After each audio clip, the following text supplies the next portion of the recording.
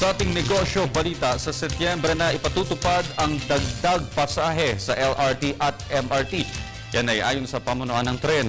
Ang naturang pagtataas sa pasahe ay bahagi umano ng pagpapaganda ng serbisyo nito sa publiko.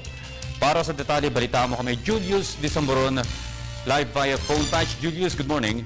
Maraming salamat at magandang umaga sa iyo, Audrey. Nanindigan ang Department of Transportation and Communications na magsasagawa muna si public consultation bago gawin ang sinasabing pagtataas pasahe sa mga mass transits ng bansa, ang Light Rail Transit Lines 1 and 2 at Metro Rail Transit Line 3. Ayon kay Transportation Secretary Joseph Emilio Abaya, maaari umano itong gawin sa ikatlong o ika-4 na linggo ng buwan ng Agosto.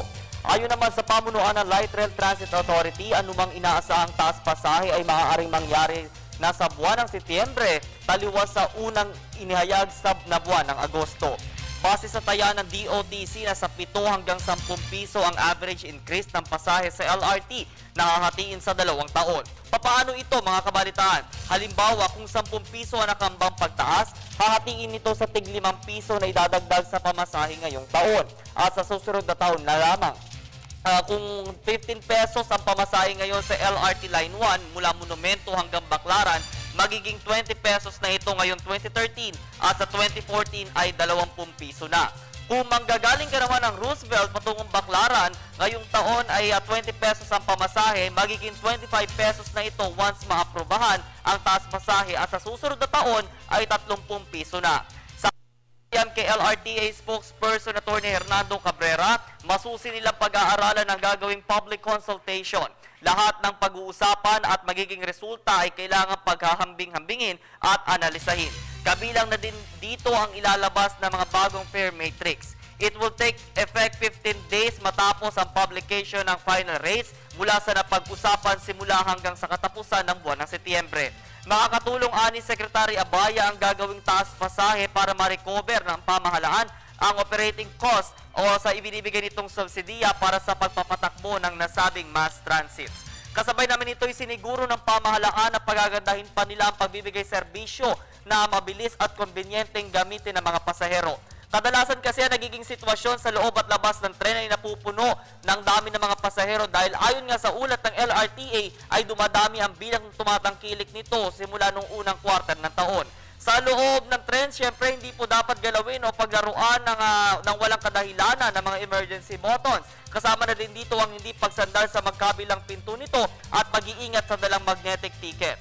Ilang proyekto din ng pamahalaan ang planong gawin para sa pagpapaunlad. Kabilang na dyan ang gagawing proyektong 60 billion peso Cavite Extension ng Line 1 mula Baclaran hanggang Cavite.